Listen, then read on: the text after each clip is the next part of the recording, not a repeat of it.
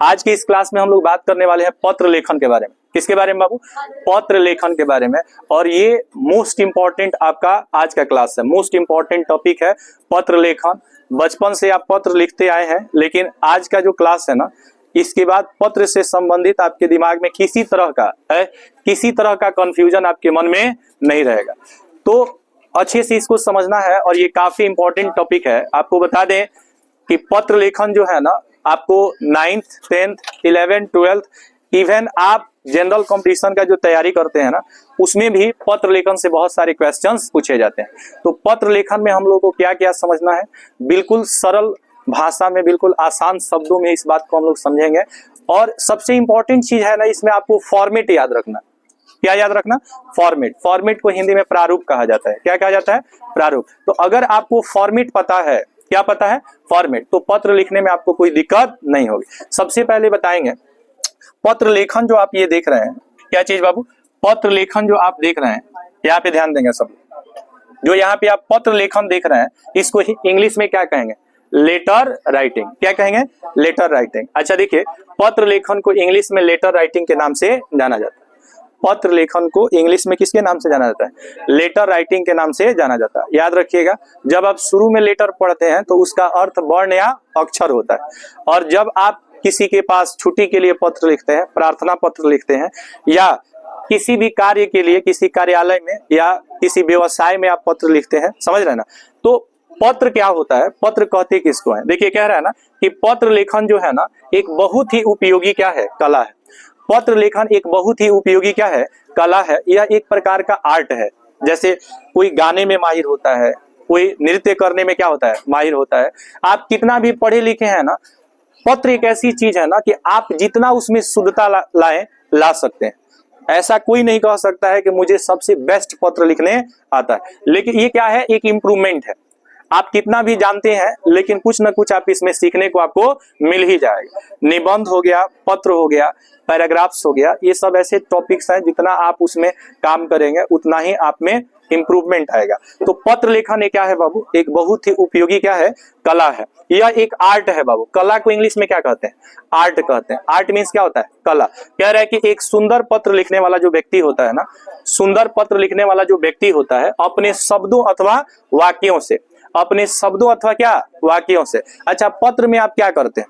पत्र में किसी भी चीज को लिख करके दूर स्थित जो व्यक्ति होता है, जो आपसे दूर दराज व्यक्ति है, जो आपसे क्या है? दूर दराज व्यक्ति है, या ऐसी जगह पे जहां पे आप पहुंचकर अपनी बात को नहीं रख सकते हैं, तो दूर स्थित जो व्यक्ति होता है ना, उसके मन को पत्र के माध्यम से आप क्या कर लेते हैं? जीत लेते हैं। अच्छा, पत्र के माध्यम से आप अप्रत्यक्ष रूप से अपने आप को क्या करते हैं? रिप्रेजेंट करते हैं। जैसे मान लीजिए, कभी कभी क्या होता है कि आप बीमार पड़ जाते हैं या आपके घर आवश्यक कार्य पड़ जाता है, तो आप अपने विद्यालय में प्रधानाध्यापक को पत्र लिखते हैं ना, प्रधानाचार्य को पत्र लिखते हैं। ये पत्र तो आप जो है आप किसी मित्र से भेजवा देते हैं या हैंड टू हैंड दे देते हैं। लेकिन कभी कभी आपको पत्र उस स्थिति में लिखना होता है जब आप घर से कहाँ होते हैं? दूर होते हैं, पढ़ाई कर रहे होते हैं, और आपको पुस्तक या पैसे की क्या होती है? जरूरत होती है। तो आप अपने माता पिता के पास क्या करते हैं? पत्र लिखते हैं, जिसमें आप पैसों की मांग करते हैं, अपनी समस्या बताते हैं, या अपने स्वास्थ्य के बारे में बताते हैं। समझ रहे हैं कि नहीं? तो वह पत्र जिसमें आप अपने माता पिता के जो पास पत्र लिखते हैं, उसको हम लोग व्यक्तिगत पत्र के नाम से जानते हैं। किस पत्र के नाम से जानते हैं? व्यक्तिगत पत्र के नाम से जानते हैं। आगे हम लोग समझने वाले हैं पत्र के कितने भेद होते हैं, यहाँ पे समझेंगे। अतः हमें अक्सर परिस्थितियों के अनुरूप, जैसा जैसा परिस्थिति होता है, कभी खुशी कभी गम, कभी आपके घर किसी का शादी होता है, तो शादी में क्या होता है? आप बहुत खुश होते हैं, सारे लोग, सारे मेहमान अतिथि, आपके जो भाई बहन जो बाहर पढ़ लिख रहे होते हैं, वे लोग भी वहां पे क्या होते हैं? शादी में क्या होते हैं? शामिल होते हैं। तो आप भी शादी में शामिल होने के लिए आवेदन पत्र लिखते हैं। छुट्टी के लिए लिखा गया पत्र ही क्या कहलाता है? आवेदन पत्र कहलाता है। अंग्रेजी में इसको लीव एप्लीकेशन के नाम से जाना जाता है। किस नाम से जाना जाता है? Leave application, LEAVE। Leave means होता है आवेदन, और एप्लीकेशन मतलब क्या, पत्र। तो लीव एप्लीकेशन का अर्थ हो जाता है आवेदन पत्र। छुट्टी के लिए लिखा गया पत्र क्या कहलाता है, आवेदन पत्र। अच्छा, मोस्ट इंपॉर्टेंट जो क्वेश्चंस आपको पूछता है एग्जाम में, वो आवेदन पत्र ही आपको सबसे ज्यादा पूछता है। समझ रहे हैं कि नहीं समझ रहे? और इसीलिए सबसे पहले हम लोग आज के इस क्लास में चर्चा करने वाले हैं कि आवेदन पत्र कैसे लिखा जाता है।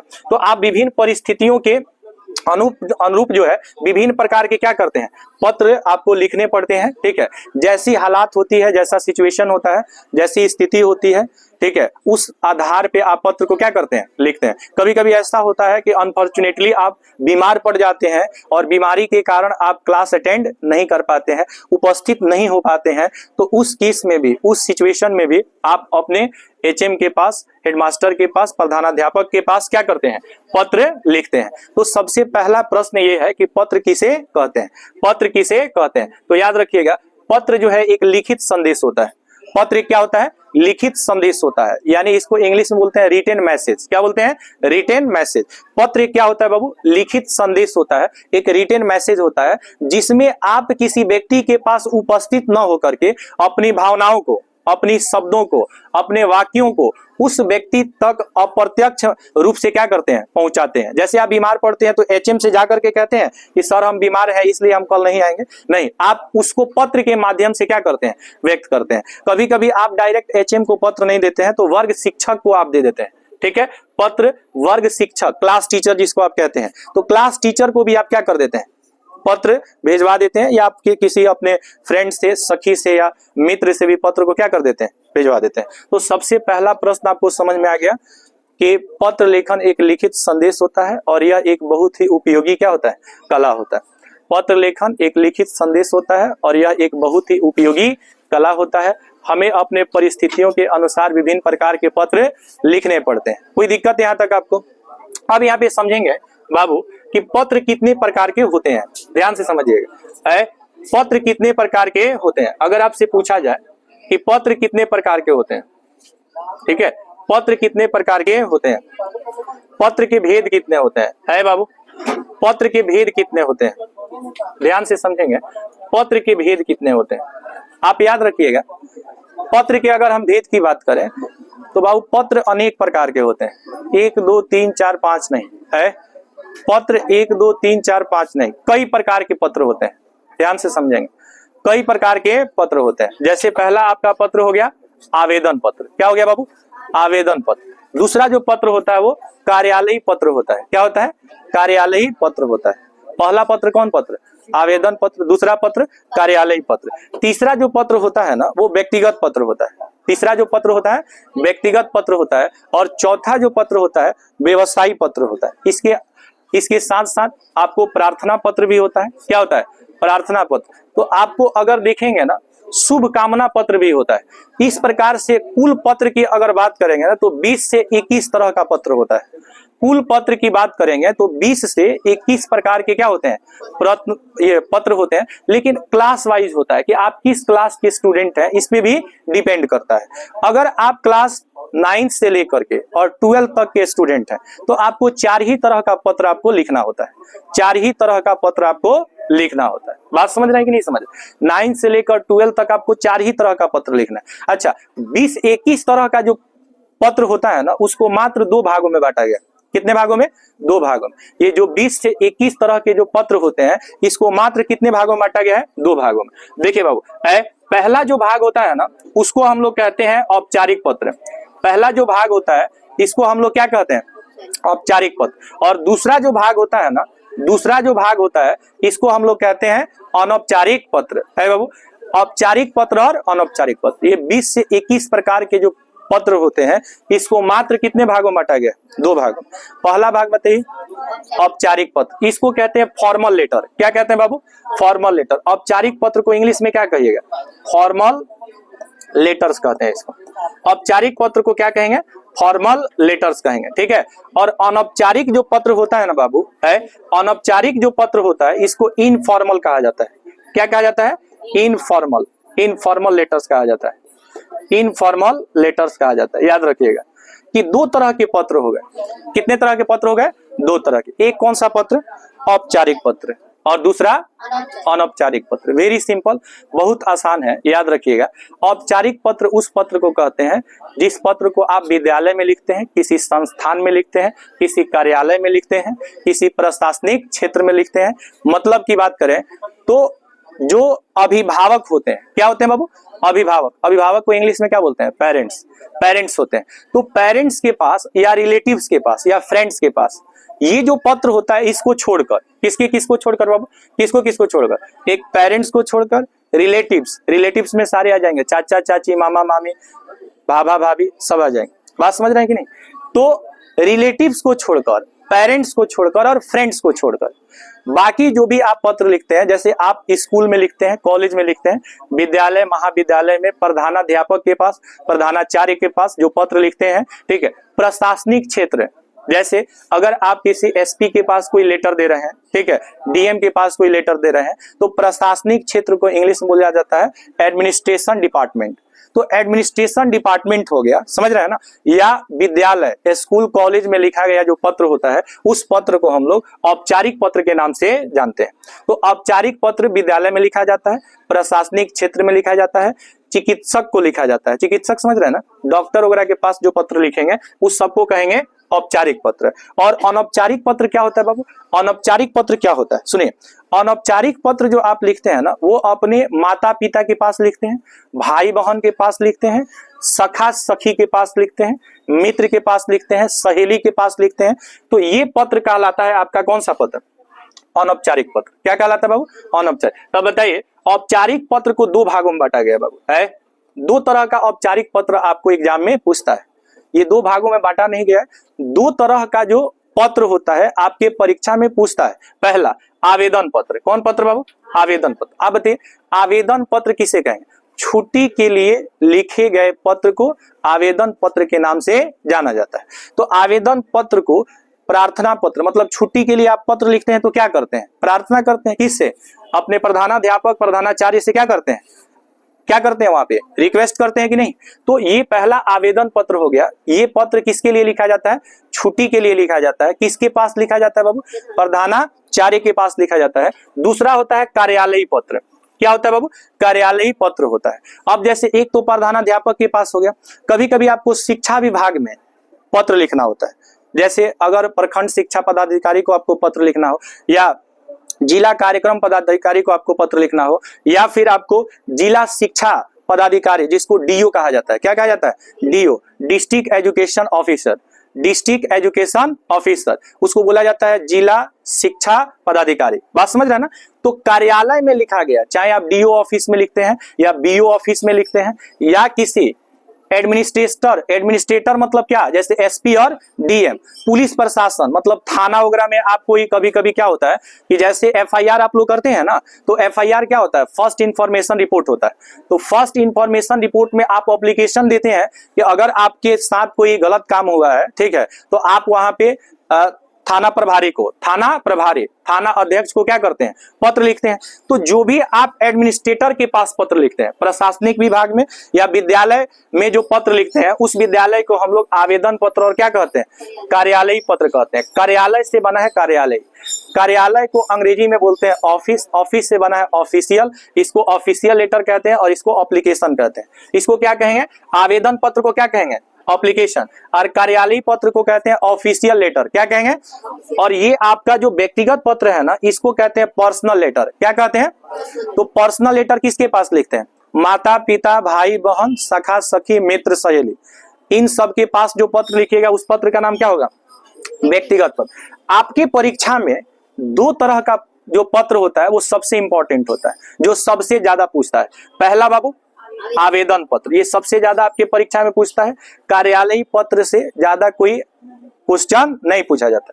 साथ ही साथ आपका जो व्यवसायी पत्र है, जिसको बिजनेस लेटर कहते हैं, इसमें क्या होता है कि जब भी आपको कोई चीज खरीदना होता है और बेचना होता है, तो परचेजिंग के लिए या सेलिंग के लिए, खरीदने और बेचने के लिए, समझ रहे हैं ना, बाइंग करने के लिए या परचेज करने के लिए या सेल करने के लिए, क्रय विक्रय के लिए, क्रय माने खरीदना, विक्रय माने बेचना, तो क्रय विक्रय के लिए जो पत्र लिखते हैं ना उसको व्यवसायिक पत्र कहा जाता है। व्यवसाय मतलब होता है बिजनेस, बिजनेस को क्या कहते हैं?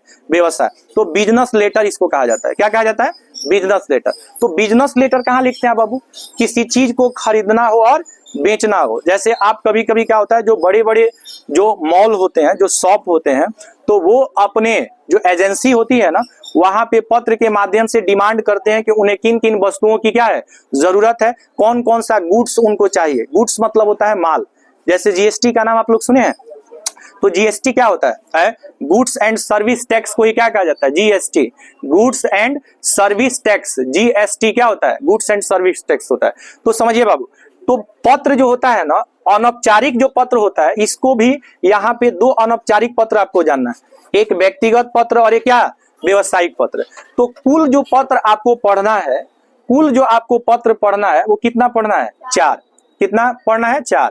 पहला पत्र क्या पढ़ना है? आवेदन पत्र। दूसरा कार्यालयी पत्र। तीसरा व्यक्तिगत पत्र और चौथा व्यवसायिक पत्र।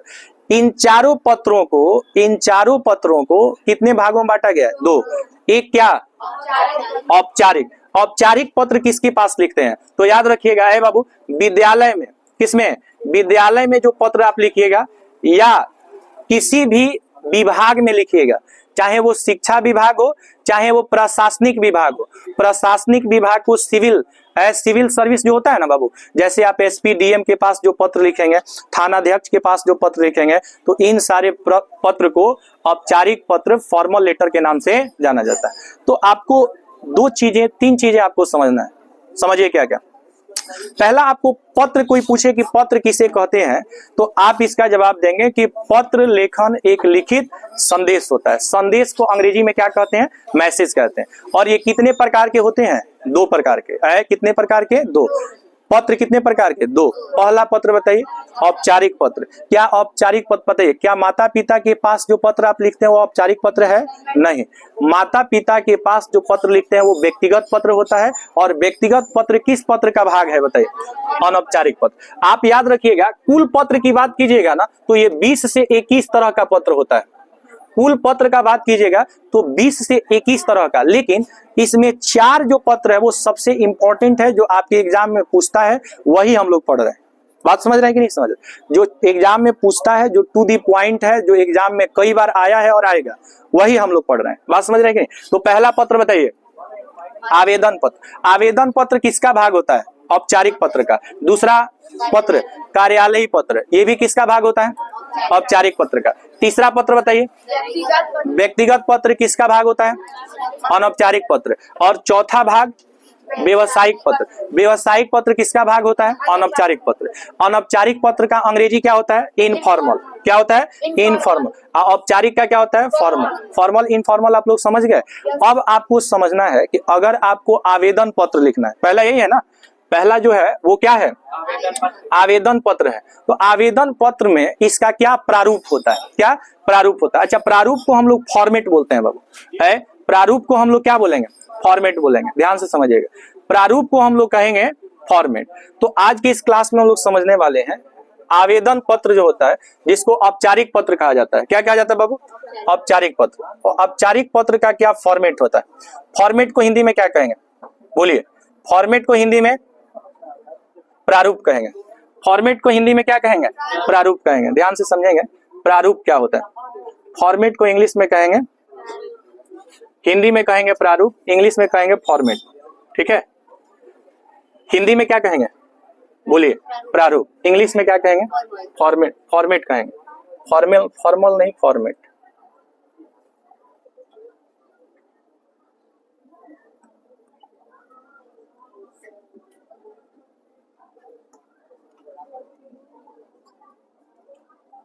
ध्यान से समझेंगे, औपचारिक पत्र जो होता है ना, इसको हम लोग क्या बोलेंगे? औपचारिक पत्र को क्या बोलेंगे? Formal letter. क्या कहेंगे? Formal letter.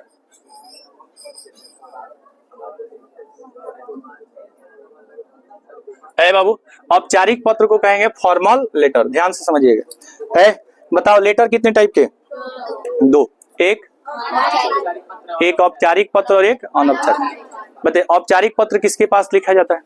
किसी विद्यालय और कार्यालय में। किसी विद्यालय और याद रहेगा, विद्यालय और कार्यालय में लिखे गए पत्र को कहते हैं औपचारिक।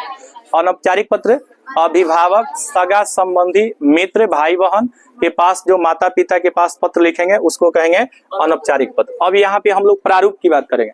किसकी बात करेंगे बाबू? प्रारूप। याद रखिएगा सबसे इंपॉर्टेंट चीज यही है, सबसे इंपॉर्टेंट चीज यही है कि आपको फॉर्मेट आना चाहिए। अगर आपको फॉर्मेट आ गया है, अगर आपको फॉर्मेट बनाना आ गया, कहाँ क्या होगा, कहाँ पे हम लोग सेवा में लिखेंगे, ठीक है, श्रीमान प्रधानाध्यापक महोदय, कहाँ पे हम लोग विद्यालय का नाम लिखेंगे, उसका हम स्थान या जगह लिखेंगे, फिर विषय कहाँ लिखते हैं। अच्छा याद रखिएगा विषय का कंफ्यूजन रहता है बच्चों को कि कभी कभी लिखा जाता है ना विषय 2 दिनों की छुट्टी के संबंध, तो ये किस पत्र में लिखा जाता है और किस पत्र में नहीं लिखा जाता। याद रखिएगा कि जो औपचारिक पत्र होता है ना, फॉर्मल लेटर में आपको विषय अर्थात सब्जेक्ट लिखना होता है, विषय या सब्जेक्ट लिखना होता है। लेकिन जब आप इनफॉर्मल लेटर लिखते हैं, अनौपचारिक पत्र लिखते हैं, तो उसमें आपको विषय नहीं लिख, यानी माता पिता के पास जो पत्र लिखेंगे उसमें विषय कभी नहीं लिखा जाता। लेकिन आप जो प्रधानाध्यापक के पास पत्र लिखते हैं, प्रधानाचार्य के पास, उसमें आपको विषय लिखना पड़ता है। क्या लिखना पड़ता है? विषय। तो फॉर्मेट की शुरुआत, जैसे मान लीजिए हमको आवेदन पत्र लिखना है। कौन पत्र लिखना है? पहला यही है ना, आवेदन पत्र। आवेदन पत्र किसके लिए लिखा जाता है बताइए? आवेदन पत्र किसके लिए लिखा जाता है? छुट्टी के लिए लिखा गया पत्र कहलाता है आवेदन पत्र। इसको एप्लीकेशन के नाम से जाना जाता है बाबू, हल्ला नहीं करो, एप्लीकेशन के नाम से जाना जाता है। एप्लीकेशन का हिंदी बताइए? आवेदन पत्र। इसकी शुरुआत कहाँ से होती है बाबू? सेवा में। सेवा में सबसे पहले आपको क्या लिखना है? सेवा में। तो देखिए पहला जो भाग होता है, पहला जो भाग होता है बाबू, वहां पे आपको क्या लिखना होता है? सेवा में। तो पहला भाग आप क्या लिख दिए? सेवा में। सेवा में लिख करके पत्र की क्या किया जाता है? शुरुआत किया जाता है। सेवा में लिख करके पत्र का क्या किया जाता है बाबू? शुरुआत किया जाता है। उसके बाद पदनाम लिखा जाता है। क्या नाम लिखा जाता है? पदनाम। पदनाम क्या होता है? जैसे श्रीमान प्रधानाध्यापक महोदय। अभी हम सब पत्र लिख करके आपको बताएंगे, ध्यान से समझिए एक एक बात को। और ये क्लास बहुत डेप्थ में पढ़ाई इसलिए हो रहा है क्योंकि पत्र से संबंधित, ऐसा देखिए आपको कोई भी चीज बहुत सरल भाषा में इसलिए समझाया जाता है ताकि आपको कोई दिक्कत न हो। बात समझ रहे हैं कि नहीं? तो पहले से जानते हैं तो अच्छी बात है। अगर उस चीज को और रिवीजन हो जाएगा तो वो चीज आपको क्या हो जाएगा? याद हो जाएगा। तो बहुत अच्छे से इस बात को समझना है, एक एक बात को अच्छे से समझना है। बात समझ रहे हैं कि नहीं? बाबू बताओ, सबसे पहले जो पत्र हम लोग लिखते हैं ना, उसमें क्या लिखते हैं? सेवा में। सबसे पहले हम लोग सेवा में लिखते हैं। क्या लिखते हैं? यहीं से शुरुआत करते हैं। क्या लिखते हैं? सेवा में। सेवा में, ठीक है, सेवा में लिख दिए। क्या लिख दिए? सेवा में। अब हम लोग क्या करते हैं कि पदनाम लिखते हैं। पदनाम क्या होता है जी? श्रीमान प्रधानाध्यापक महोदय।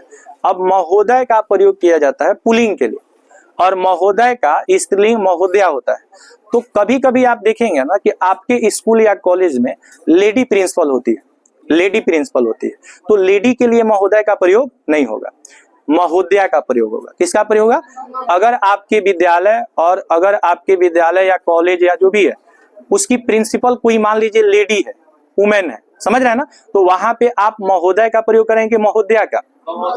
महोदया का। आज जेंट्स होगा ना, मतलब जैसे अगर मैन प्रिंसिपल है, ठीक है, तो वहां पे आप किसका प्रयोग करेंगे? महोदय का। तो महोदय का स्त्रीलिंग क्या होता है? महोदया होता है। जैसे है छात्र का छात्रा होता है ना, आकार लगाते हैं ना, तो छात्र का छात्रा आकार हो जाता है। उसी तरह महोदय का क्या हो जाता है? महोदया। शिष्य का क्या हो जाता है? शिष्या। है बाल का हो जाता है बाला। बाल मीन्स लड़का और बाला मीन्स लड़की। आपको हम प्रत्यय जोड़ना सिखाए थे ना। अरे बाबू सुनो, तो यहाँ पे तो पदनाम लिख दिए, श्रीमान प्रधानाध्यापक या प्रधानाचार्य, समझ रहे हैं ना। और अब आपको पता लिखना है, तो पता में आपको विद्यालय का नाम लिखना होता है। क्या लिखना होता है? विद्यालय का नाम। कोई भी विद्यालय का नाम लिख सकते हैं, जैसे डीएवी लिख सकते हैं या भीएम लिख सकते हैं, एसएस बालिका लिख सकते हैं। ये सब हमारे गोपालगंज का सब फेमस क्या है? विद्यालय है। तो विद्यालय का आप क्या कर सकते हैं? नाम लिख सकते हैं। विद्यालय के नाम लिखने के बाद आप नीचे में उस स्थान का नाम लिखेंगे जहां पे विद्यालय है। एक तो विद्यालय का नाम लिख देना है, और वह विद्यालय कहाँ है उसका स्थान उसके जस्ट नीचे लिखा जाता है। बात समझ रहे हैं कि नहीं?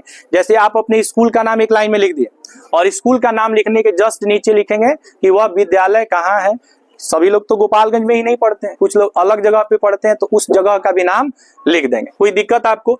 अब क्या है बाबू, है दूसरा चीज यहाँ पे आपको देखना है कि जैसे ही आपने लिखा सेवा में श्रीमान प्रधानाध्यापक महोदय, ठीक है, डीएवी उच्चतर माध्यमिक विद्यालय और नीचे क्या लिख देंगे गोपालगंज। अब यहाँ पे आपको लिखना है विषय, क्या लिखना है विषय। विषय का प्रयोग औपचारिक पत्र में किया जाता है, अनौपचारिक पत्र में नहीं किया जाता। ये बात याद रहेगा कि नहीं रहेगा? एक नोट में आप बात हमेशा से याद रखेंगे, नोट में बात याद रखेंगे कि जो विषय होता है वो किस पत्र के लिए बना है?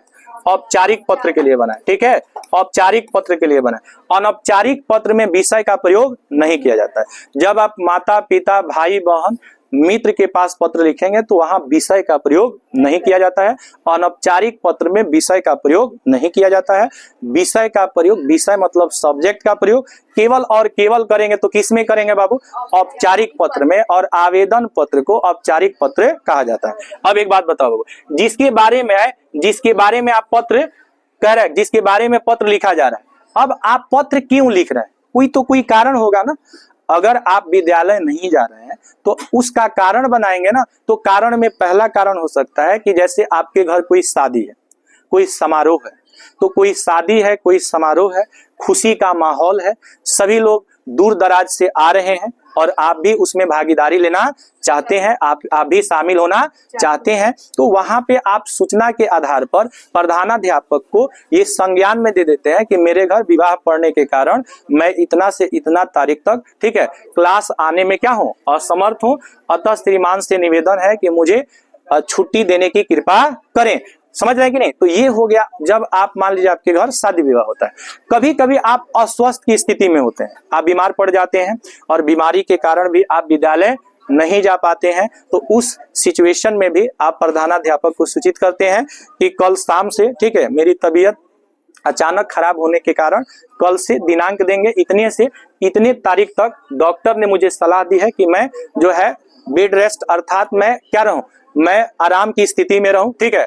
और एचएम को क्या कर देंगे, ए गधा, मारेंगे, जूता इतना मारेंगे ना, सब बात खत्म हो जाएगा। नालायक आदमी, तो समझो क्या पढ़ाया जा रहा है। तो ये एक चीज हो गया। क्या चीज? एक बीमार की स्थिति में जब आप होते हैं, अस्वस्थ की स्थिति में, तो आप विद्यालय नहीं जा पाते हैं, तो इसकी भी सूचना आपको किसको देनी होती है? प्रधानाध्यापक को देनी होती है। कभी कभी आप वर्ग शिक्षक को भी, क्लास टीचर को भी आवेदन पत्र दे सकते हैं। बात समझ रहे हैं कि नहीं समझ रहे? तो एक समझिए, विषय में आप क्या लिखेंगे? विषय में आप लिखेंगे ना कि केवल एक ही वाक्य में शब्द संकेतों में लिखें। देखिए, विषय छोटा लिखा जाता है, जितना छोटा, जैसे आप कोई पाठ पढ़ते हैं ना तो उसका शीर्षक देखिएगा बहुत छोटा होता है। पाठ में कहानी बहुत बड़ा होता है, लेकिन शीर्षक क्या होता है? बहुत कम शब्द का होता है। जैसे आप मान लीजिए कि पहला चैप्टर जो पढ़िएगा क्लास 10th में, श्रम विभाजन और जाति प्रथा, है ना, तो देखने में बहुत छोटा है, लेकिन वो चैप्टर पढ़िएगा ना तो 2 से 3 पेज का चैप्टर है कि नहीं है? या देखिएगा, भारत से हम क्या सीखें, आपका है ना, भारत से हम क्या सीखें, तो भारत से हम क्या सीखें, ये शीर्षक देखिए कितना छोटा है, लेकिन जब उसके बारे में पढ़िएगा तो वह चैप्टर बहुत बड़ा है। तो देखिए, जब भी आप विषय लिखेंगे तो संक्षिप्त लिखेंगे। संक्षिप्त माने छोटा, अर्थात कम से कम शब्द, जितना आप कम करें, जितना आप कम करें। इसलिए आप लोग देखिएगा, हम लोग लिखते हैं 2 दिन या 3 दिन के छुट्टी के संबंध में, 2 दिन 3 दिन छुट्टी के संबंध में, मतलब 4 से 5 शब्द में आपका विषय हो जाना चाहिए। मिनिमाइज करके लिखना है। मिनिमम मतलब होता है कम से कम शब्द में। विषय कभी बड़ा नहीं होना चाहिए, विषय कभी बड़ा नहीं होना चाहिए। बात समझ रहे हैं कि नहीं? विषय हमेशा क्या होना चाहिए? संक्षिप्त होना चाहिए, छोटा होना चाहिए। विषय का प्रयोग किस पत्र में नहीं किया जाता है? आप बताइए, विषय का प्रयोग किस पत्र में नहीं किया जाता है? अनौपचारिक पत्र, मतलब व्यक्तिगत पत्र और व्यवसायिक पत्र में विषय का प्रयोग नहीं। अभी हम सब पत्र लिख के आपको बताएंगे, एक एक पत्र लिख के बताएंगे, और ऐसा पत्र लिखेंगे कि अगर आप अच्छे से इस चीज को समझ जाएंगे तो इसके बाद जिंदगी में दोबारा पत्र से संबंधित आपको कभी कोई दिक्कत नहीं होगी, लेकिन अच्छे से समझेंगे तो। देखिए, कोई डॉक्टर आपको बेस्ट मेडिसिन दे दे, बेस्ट मेडिसिन, और उस मेडिसिन को आप खाइए नहीं, फेंक दीजिए, तो क्या आपका बीमारी सही होगा?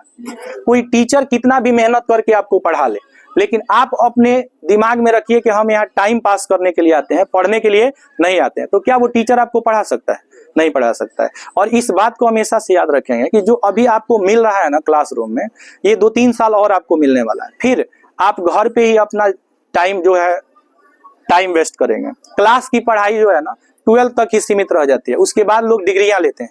बात समझ रहे हैं? 12 तक ही आप क्लासरूम में बैठ करके टीचर को झेल पाते हैं। बात समझ रहे हैं कि नहीं? और जैसे ही आप ग्रेजुएशन वगैरह में जाते हैं तो केवल आदमी एग्जाम देने जाता है, डिग्रियां लेने जाता है, कोई पढ़ाई करने नहीं जाता है। तो इसलिए इस बात को समझना है कि जितना आप गेन कर सकते हैं 12 तक ही गेन कर सकते हैं। जितना आप मतलब आप में विद्वता जो आ सकता है क्लास 12 तक ही आ सकता है। बात समझ रहे हैं कि नहीं समझ रहे? तो ध्यान से समझिएगा। विषय का प्रयोग किसमें किया जाता है और किसमें नहीं किया जाता है? तो औपचारिक पत्र में किया जाता है। औपचारिक पत्र में इसका प्रयोग किया जाता है, अनौपचारिक पत्र में विषय का प्रयोग नहीं किया जाता है। विषय आप समझ गए। शुरुआत कहां से करेंगे? सेवा में। सेवा में से शुरुआत करेंगे। पदनाम क्या लिखेंगे? श्रीमान प्रधानाध्यापक महोदय। ठीक है। पता लिखेंगे विद्यालय का नाम और विद्यालय के नाम के नीचे उसका स्थान। स्थान मतलब जगह। बात समझ रहे हैं? उसके बाद आपको विषय लिखना है 2 दिन 3 दिन 4 दिन छुट्टी के संबंध में।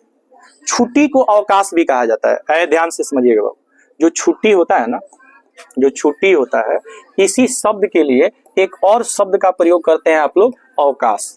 क्या? अवकाश। तो याद रखिएगा, अवकाश कहिए या छुट्टी कहिए, दोनों का मीनिंग, दोनों का अर्थ क्या है? सेम है। कोई दिक्कत आपको? आगे देखें। अब कह रहा है कि जैसे अब आप संबोधन करेंगे, आप देखते हैं ना, लिखते हैं महोदय या महाशय, लिखते हैं कि नहीं? तो महाशय या महोदय का प्रयोग किया जाता है। अच्छा, महोदय जैसे प्रधानाचार्य महोदय कहते हैं ना, तो अब नीचे संबोधन कहेंगे कि महोदय। महोदय लिखकर यहाँ पे आप महोदय किसके लिए लिखेंगे? कोई अगर मैन प्रिंसिपल है तो महोदय, वुमेन प्रिंसिपल हो तो महोदया। क्या बाबू? महोदया। तब महोदय का स्त्रीलिंग क्या होता है? महोदय। अगर लेडी प्रिंसिपल है तो महोदया का प्रयोग कीजिएगा। माननीय आदि शिष्टाचार पूर्ण शब्द का प्रयोग किया जाता है। समझ रहे हैं ना? ये सब शिष्टाचार पूर्ण शब्द होता है। ये आपके गुड मैनर्स को दर्शाता है। किसको दर्शाता है? गुड मैनर्स को। जब भी आप पत्र लिखेंगे तो पत्र में आपकी विनम्रता झलकनी चाहिए। विनम्रता। आप अपने आप को कितना डेडिकेट करके लिख रहे हैं, जितना आप डेडिकेट लिखे, पूरा समर्पण दिखना चाहिए उसमें, कि पत्र पढ़ने वाले व्यक्ति का जो हृदय हो ना, एकदम गदगद हो जाए कि क्या लिखा है, और वह खुश होकर के 5 दिनों के जगह पे आपको 15 दिन का छुट्टी दे दे। बात समझ रहे हैं कि नहीं? अन्यथा की स्थिति में कहे कि ना छुट्टी कैसे मिलेगा, एग्जाम सर पे है और तुम छुट्टी मांगने की बात करती हो, नहीं होगा, नहीं मिलेगा छुट्टी। बात समझ रहे हैं कि नहीं? आज भी कुछ महान आत्मा लोग हैं, लेकिन कभी कभी चुड़ैल के रूप में क्लास में आ जाती है। कौन टाइम है जी? मंदिर आ रही हो?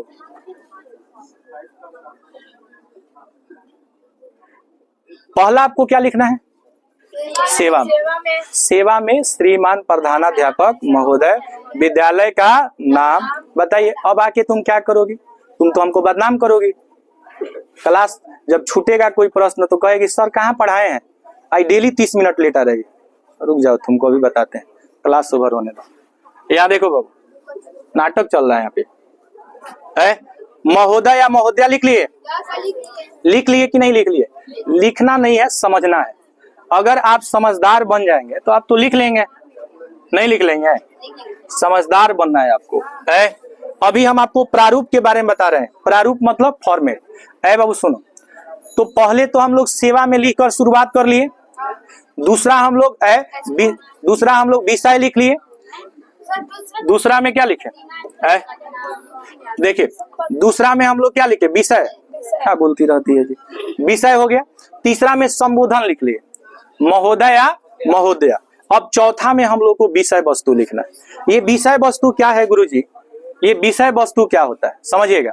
विषय वस्तु का मतलब हो गया कि जैसे आप महाशय या महोदय लिख लिए और आप लिखेंगे सविनय निवेदन यह है कि, या विनम्रता पूर्वक निवेदन यह है कि, या उपयुक्त विषयक सादर, ठीक है, सादर अंकित करना है कि, उपयुक्त विषयक सादर अंकित करना है कि। यहाँ पे आप जो है सविनय निवेदन यह है कि, यहाँ से शुरू करते हैं ना, तो सविनय निवेदन यह है कि ये पहला अनुच्छेद होता है।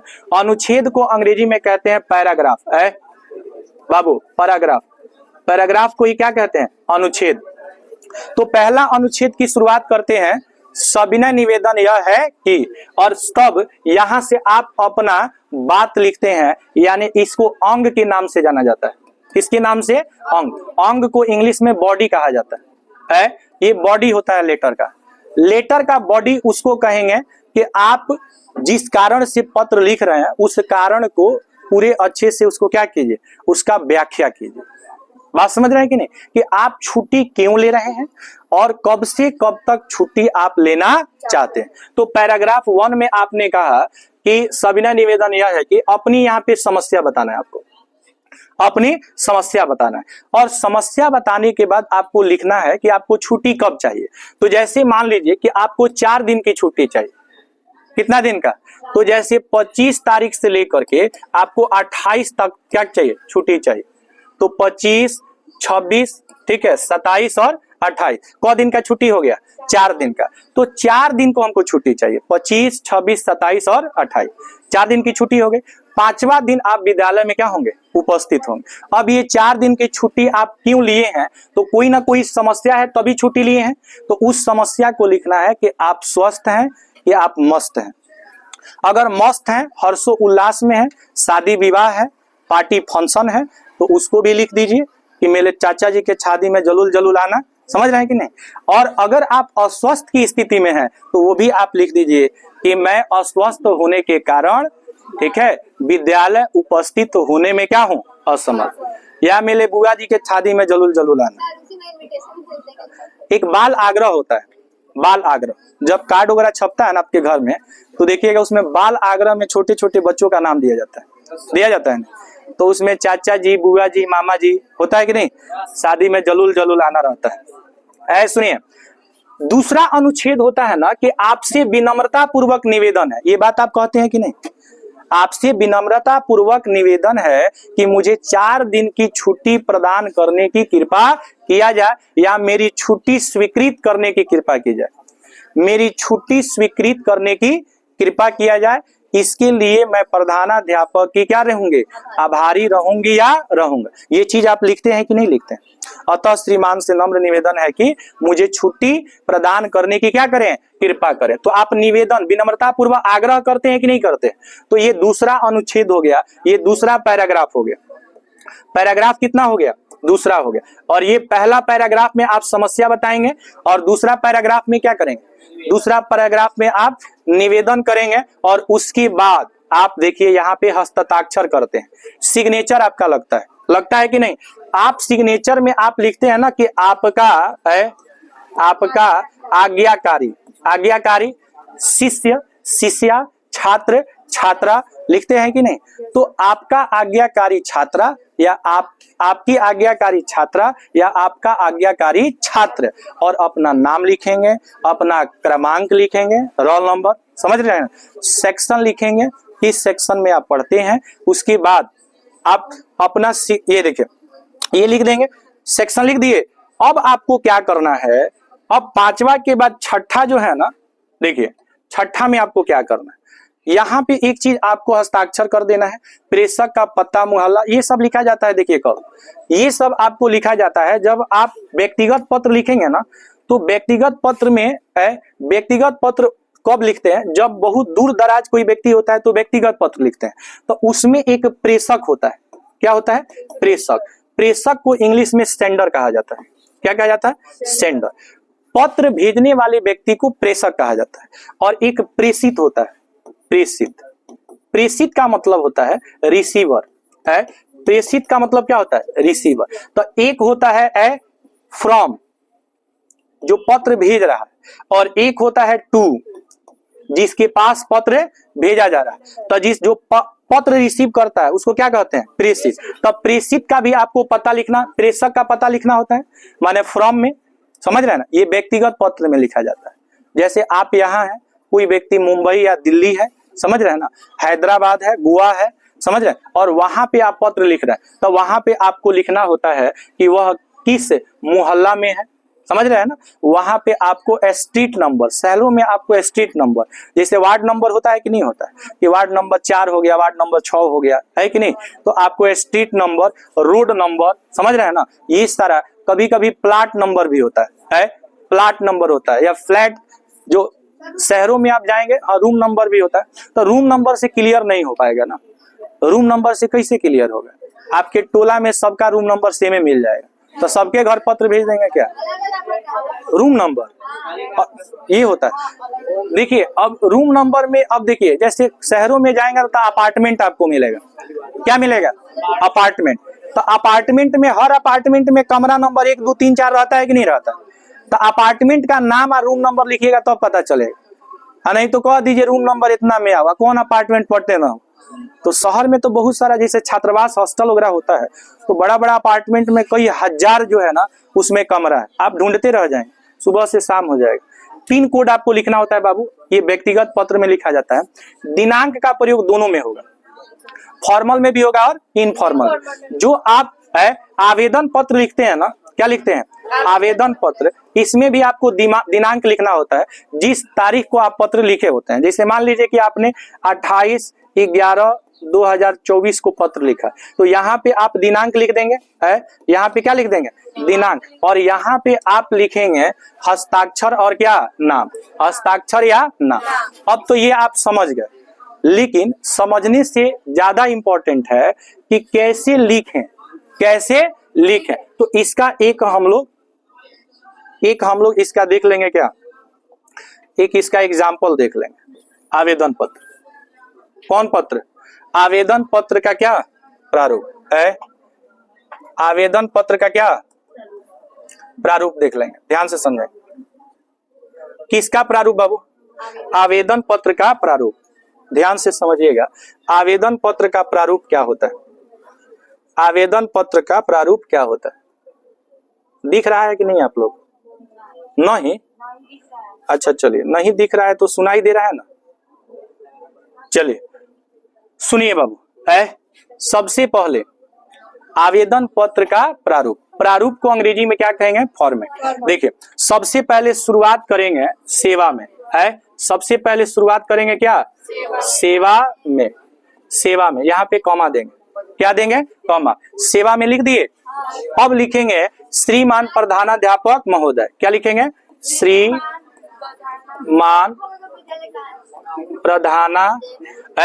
प्रधानाचार्य, प्रधानाचार्य और क्या? महोदय, प्रधानाचार्य महोदय। अब आपको लिखना है विद्यालय का नाम। कौन से विद्यालय में आप लोग पढ़ते हैं?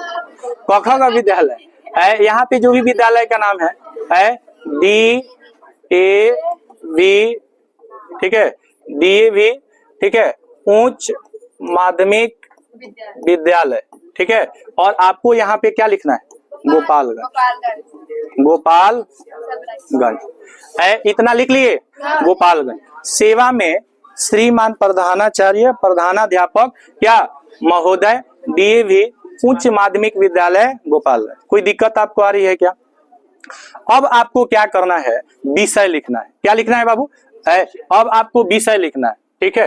तो आप यहाँ समझ लेंगे। दूसरा जो ये है प्रारूप में, दूसरा चीज आपको क्या लिखना है? विषय। तो यहाँ पे आप नीचे यहाँ पे विषय लिख लीजिए, ठीक इसके सामने विषय लिख लीजिए, ठीक है। यहाँ पे आपको क्या करना है? विषय लिख लेना है, ठीक है। अब विषय लिखने के बाद सुनो बाबू, विषय लिखने के बाद आपको संबोधन लिखना होता है। तो संबोधन का मतलब जैसे महोदय लिखेंगे, महोदय, तो जो महोदय आप लिखेंगे, विषय यहाँ पे लिख दिए, क्या लिख दिए? विषय। आप विषय के नीचे लिखेंगे महोदय, क्या लिखेंगे? महोदय। इसके बाद क्या करेंगे? कॉमा। अब यहाँ पे आप लिखते हैं क्या?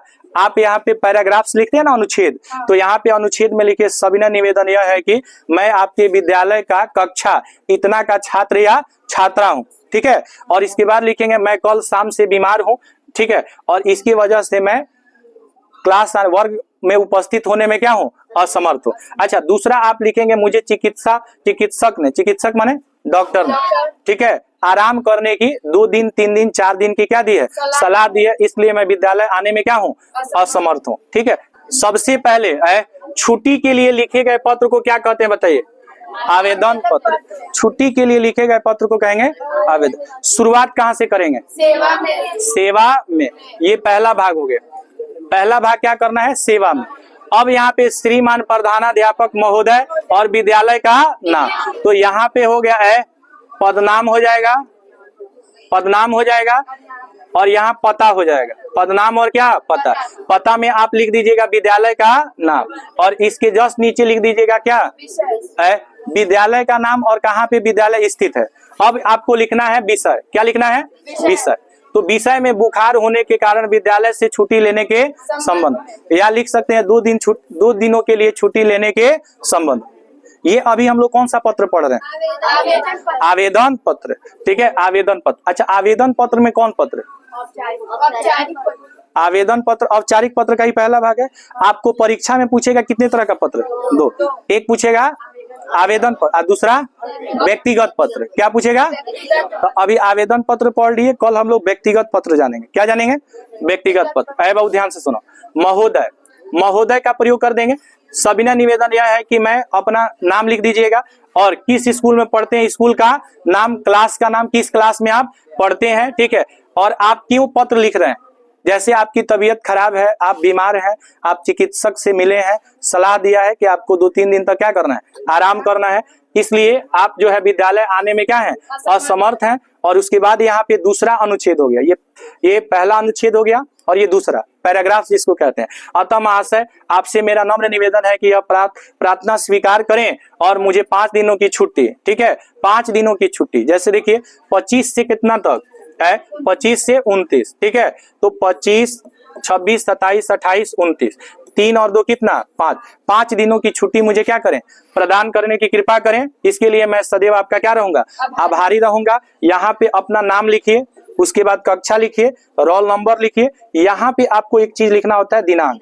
क्या लिखना होता है, दिनांक। और दिनांक में जैसे कितना तारीख को ये पत्र लिख रहा है, 28, 25 1 है, तो यहाँ पे डाल दीजिए 25/1/2000 जो भी है 24, इसको डाल दीजिए और यही आपका हो गया कौन पत्र, कौन पत्र बोले, आवेदन पत्र। कोई दिक्कत आपको आ रही है क्या। तो हम लोग आज के क्लास में किसके बारे में पढ़े, पत्र के बारे में, आवेदन पत्र के बारे में, पत्र या आवेदन पत्र, आपको ये सब बता दिए है। बताइए, पत्र में आपको बताए पहला कि पत्र लेखन को अंग्रेजी में क्या बोलते हैं, लेटर राइटिंग बोलते हैं। पत्र लेखन एक लिखित संदेश होता है। यह एक बहुत अच्छी क्या होता है, कला होता है। एक सुंदर पत्र लिखने वाला जो व्यक्ति होता है, अपने शब्द अथवा वाक्यों से, ठीक है, दूर स्थित जो व्यक्ति होता है उसके मन को क्या कर लेता है, जीत लेता है, उसके मन को क्या कर लेता है, जीत लेता है। और हमें जो है अक्सर परिस्थितियों के अनुरूप जो है विभिन्न प्रकार के पत्र क्या करने होते हैं, लिखने पड़ते हैं। ये पत्र मुख्यतः 2 तरह के होते हैं। मुख्यतः कितने तरह के, 2 तरह के। एक कौन पत्र होता है, औपचारिक पत्र, और एक होता है अनौपचारिक पत्र। औपचारिक पत्र और अनौपचारिक पत्र, बताइए बाबू भाई, कहेगा कि औपचारिक पत्र का भाग कौन कौन होता है, तो आवेदन पत्र और कार्यालय पत्र औपचारिक पत्र है। और बताइए व्यक्तिगत पत्र और व्यवसायिक पत्र क्या है, अनौपचारिक पत्र है। आवेदन पत्र छुट्टी के लिए लिखे गए पत्र को आवेदन पत्र लिखते हैं। किसी शिक्षा विभाग में, प्रशासनिक विभाग में जो पत्र लिखा जाता है उसको कार्यालय पत्र लिखा जाता है। माता पिता, भाई बहन, चाचा चाची, जो भी रिश्तेदार है, अभिभावक है, भाई बहन है, उसके पास जो पत्र लिखते हैं उसको व्यक्तिगत पत्र। और व्यवसायिक पत्र क्रय विक्रय के लिए लिखा जाता है, इसको बिजनेस लेटर कहा जाता है। कौन लेटर, बिजनेस लेटर। कोई दिक्कत आपको, पत्र लिख लेंगे कि नहीं लिख देंगे। आज की इस क्लास में हम लोग सीख गए कौन सा पत्र, औपचारिक पत्र। कल हम आपको बताएंगे अनौपचारिक पत्र, ठीक है। कोई दिक्कत आपको, नेक्स्ट क्लास में आगे हम लोग पढ़ेंगे।